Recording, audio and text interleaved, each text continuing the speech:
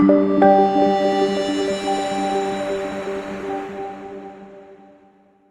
warahmatullahi wabarakatuh.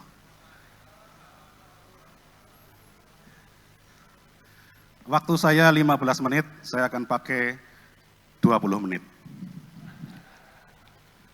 Perkenalkan, saya Nasirun Purwokartun.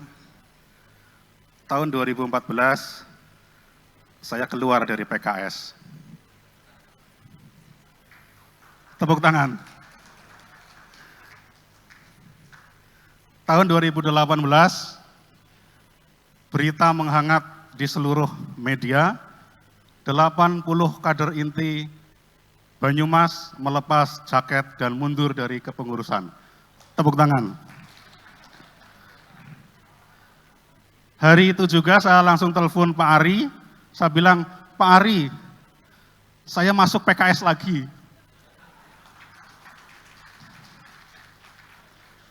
Tahun 2018 juga, dari DPP, Humas, Mabruri, dan bidang kebudayaan, Ustadz, siapa yang gemuk itu?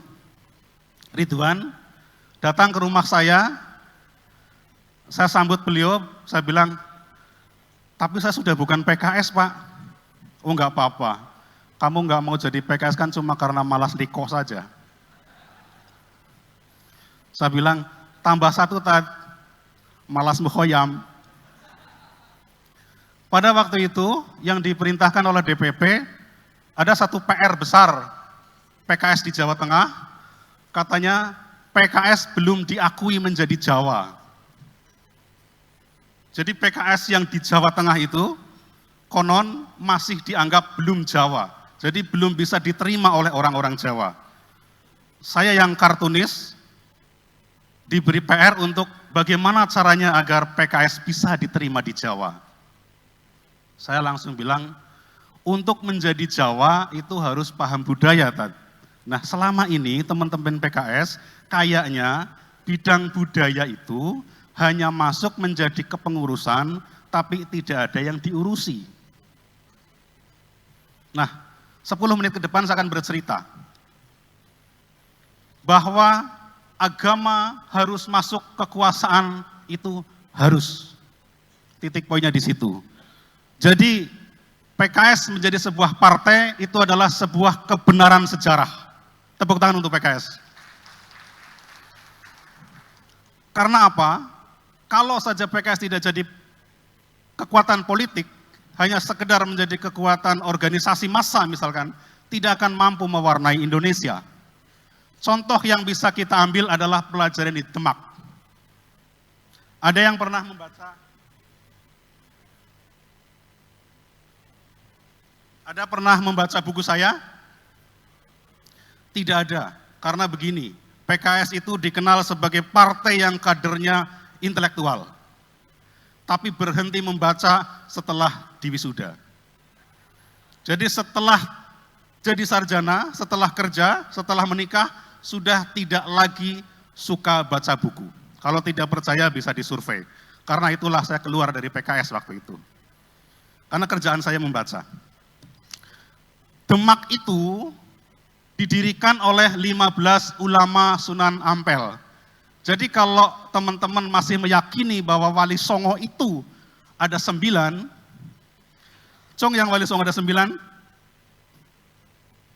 itu tanda tidak membaca. Dalam serat Baduwanar, dalam serat Naskah Derajat, sunan-sunan itu, para ulama tanah Jawa, penyebar agama Islam itu ada 15. Yang pertama Sunan Ampel, kedua Sunan Mulia, ketiga Sunan Ngudung, keempat Sunan Gunung Jati, kelima Sunan Mayoran, keenam Sunan Kemplaka, ketujuh Sunan Bonang, kedelapan Sunan Derajat, Sunan Giri, Sunan Demak, Sunan Kalijaga, Sunan Kudus, Sunan Muria, Sunan Kertayasa, Sunan Wilis. Mereka berkumpul ketika Sunan Ampel meninggal. Ketika Sunan Ampel meninggal, Majapahit itu sudah runtuh.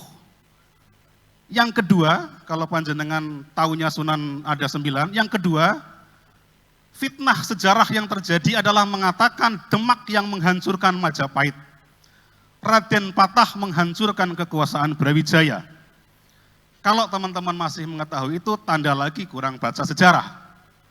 Karena yang terjadi pada waktu itu, Majapahit itu diruntuhkan dari dalam karena perang Paregreg antara Wirabumi dan Kencono-Wungu, runtuh, kemudian setelah runtuh dikuasai, dijajah oleh penguasa Keling Kediri, yaitu Girindrawardhana.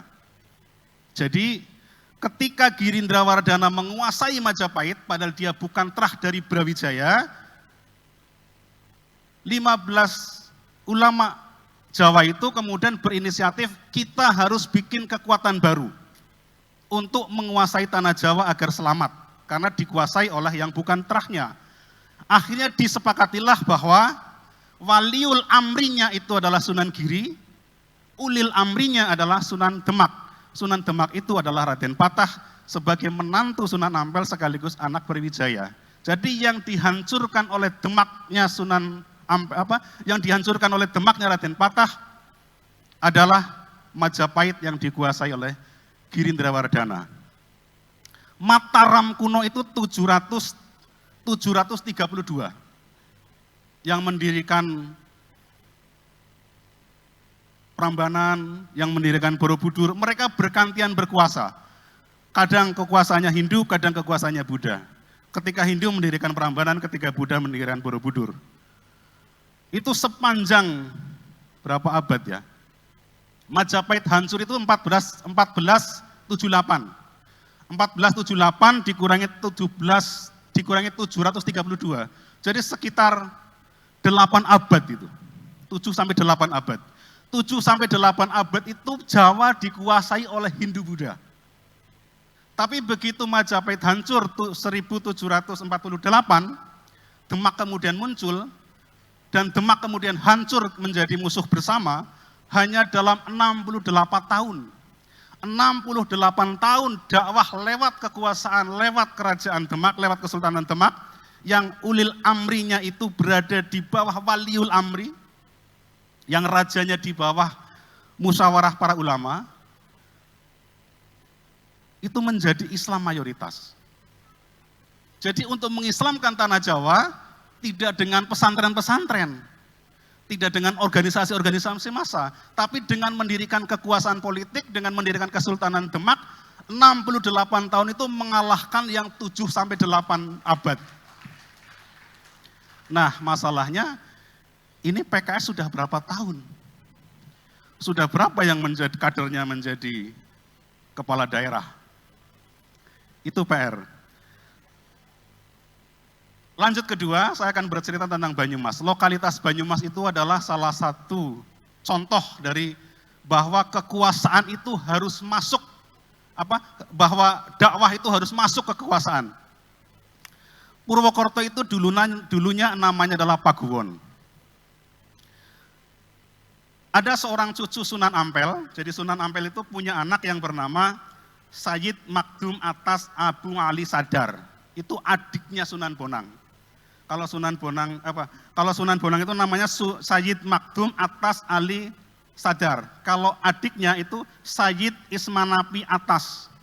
Jadi adiknya Sunan Bonang itu kemudian dikenal dengan nama Raden Pujangga, kemudian punya anak yang bernama Sayyid Abu Ismanapi, itu bermukim di Purwokerto, pada waktu itu namanya Paguwon, dia disebut dengan Raden Paguwan. Nah, Raden Paguwan itu atau Raden Paguwon itu yang kemudian mendirikan Kadipaten Wirasaba. Kadipaten Wirasaba itu adalah cikal bakalnya Banyumas. Jadi disuruh oleh Sunan Ampel untuk datang ke sini, untuk mendirikan di sini, dan oleh Demak dilegalkan menjadi sebuah kadipaten di bawah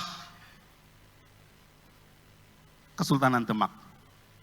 Jadi di dalam Babad Banyumas yang saya tulis, diceritakan di sana bahwa Adipati Warga-Utama itu datang ke Demak membawa penasehatnya Ki Ageng Buworo untuk dididik menjadi seorang pengulu oleh Sunan Kudus. Selang beberapa bulan kemudian dijemput lagi, dan sejak itulah Kabupaten Wirasaba memproklamasikan menjadi bagian wilayah Kesultanan Demak yang berlandaskan Islam.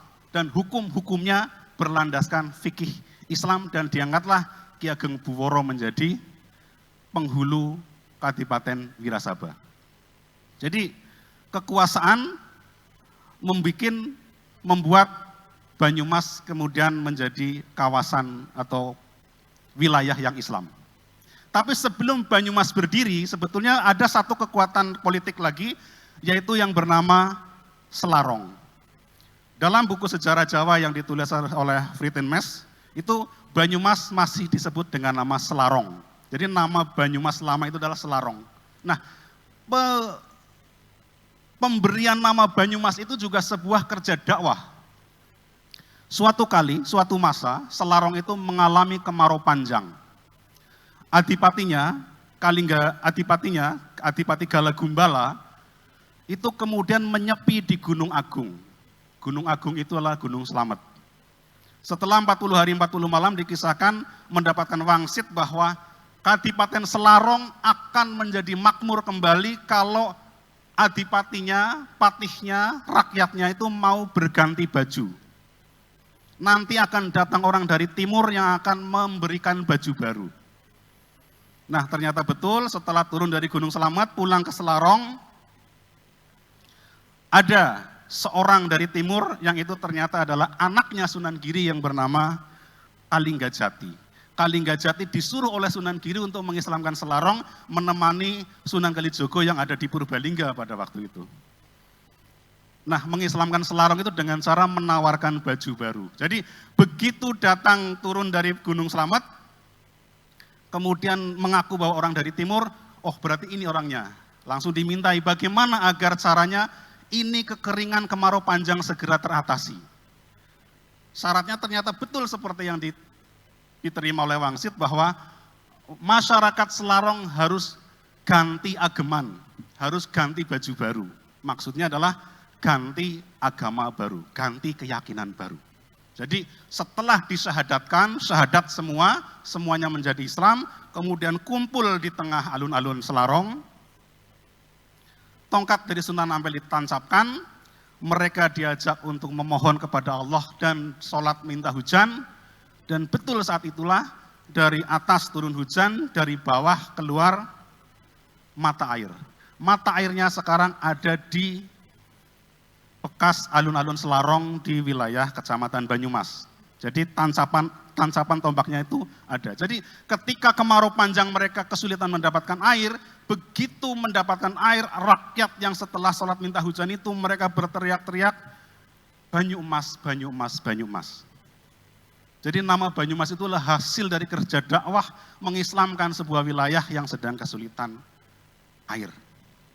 Tapi sayangnya Kalinggajati itu yang kemudian dinikahkan dengan putri Galagumbala diserai untuk menjadi adipati, menolak. Nah, karena adipatinya cuma punya satu putri, menantunya tidak mau jadi adipati, begitu meninggal hilang itu Kadipaten Selarong. Sampai sekarang kemudian hanya menjadi sebuah legenda. Di mana Kalinggajati kemudian bermukim? Kalinggajati kemudian bermukim di sebuah tempat yang bernama sekarang Kalibening.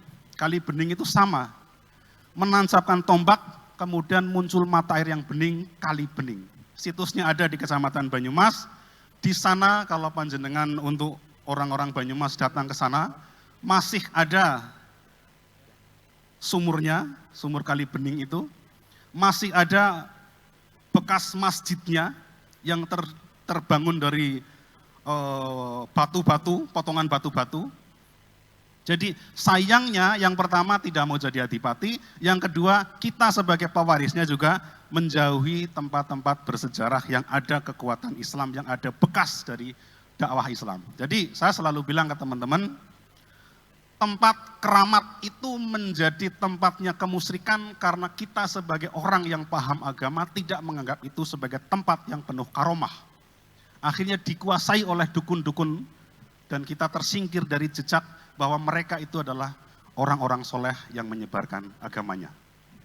Akhirnya dari DPP minta saya keliling Jawa. DPD Kudus ada? Datang? Ada ya? Oke. DPD Jepara? DPD Blora? Pak Budi? Nah terakhir DPD Solo. Jadi saya itu suruh mendata semua tempat yang bisa untuk berziarahan di semua DPD di Jawa Tengah. Ada 35. Saya bilang kita mulai dari yang jejaknya sangat dekat dengan para wali. Jadi saya akan datang kita bermula dari Kudus, lanjut ke Jepara ke Blora, kemudian ke Solo. Itu tahun 2018. Kena pandemi, akhirnya rencana itu batal. 2 bulan kemarin saya dihubungi lagi. Pada waktu itu Zoom meetingnya sama Pak Haris, tapi Pak Haris lagi berhalangan karena ada acara protokoler yang mengatakan bahwa kapan kita akan mulai, kapan DPD itu akan mulai ziarah sejarah lagi. Saya bilang kayaknya usul itu agak menggelikan tadi. PKS itu dianggap jauh dari kuburan, jauh dari petilasan. Kalau tiba-tiba gerudukan ke sana, akan ditertawakan orang. Jadi kita ganti cara saja. Cara yang pertama adalah menjadi Jawa dulu. Jangan langsung ziarah dulu, tapi menjadi Jawa dulu. Jadi untuk orang Banyumas, pelajari lagi tentang sejarah Banyumas agar diakui bahwa teman-teman adalah orang Banyumas.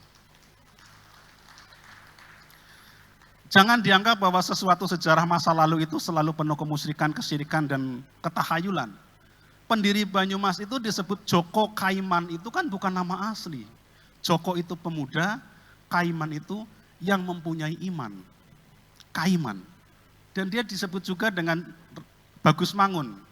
Bagus Mangun itu sebutan untuk orang yang berperilaku bagus, baik, dan Mangun mendapatkan maunah, mendapatkan pertolongan Allah. Tidak mungkin orang yang mendapatkan pertolongan Allah bukan orang-orang yang beriman. Jadi saya mengatakan ke Ustadz Ridwan bahwa kita mulai mencintai tanah kelahiran kita. Misalkan Tegal, kita kaji lagi tentang Gede Sebayu. Purbalingga tentang Tepus Rumput. Atau hari ini Jepara yang sedang mengajukan Kalinyamat untuk menjadi pahlawan. Saya 7 kali ke Jepara, saya tulis di novel ini bahwa Kalinyamat itu adalah korban fitnah sejarah. Karena dia itu bukan bertapa bertelanjang busana, topo wudo senjang rikmo, bukan bertelanjang busana dengan berpakaian rambut, tapi dia melepas pakaian kebesarannya sebagai bangsawan untuk menjadi rakyat biasa, untuk meminta petunjuk Allah. Jadi kalau teman-teman Jepara pernah ke Watu Gilang itu situsnya ada di dekat Mantingan, itu masih ditemui tempat Ratu Kalinyamat itu sholat di pohon beringin yang akarnya membentuk seperti mihrab, dan masih ditemukan mata air tempat berwudu, dan sajadahnya adalah sajadah batu. Seperti di situs Kalibening sajadahnya juga sajadah batu. Dan setelah itu pindah lagi ke Donoroso. Donoroso itu di bekas kastil Batavia itu, melihat ke utara luasnya laut utara, membuat ketenangan, baru kemudian ke Donorojo. Jadi ada jejak-jejak Islam yang kemudian dihilangkan jejak kesejarahannya, dihilangkan jejak kedakwahannya, karena kita sebagai umat muslim pun tidak suka baca buku sejarah. Padahal Al-Quran itu adalah sebuah kitab sejarah. Jadi saya mengajak kepada DPD-DPD se-Jawa Tengah, yuk kita menjadi Jawa agar tahun 2024 kita dicintai oleh orang Jawa. Cukup sekian. Assalamualaikum warahmatullahi wabarakatuh.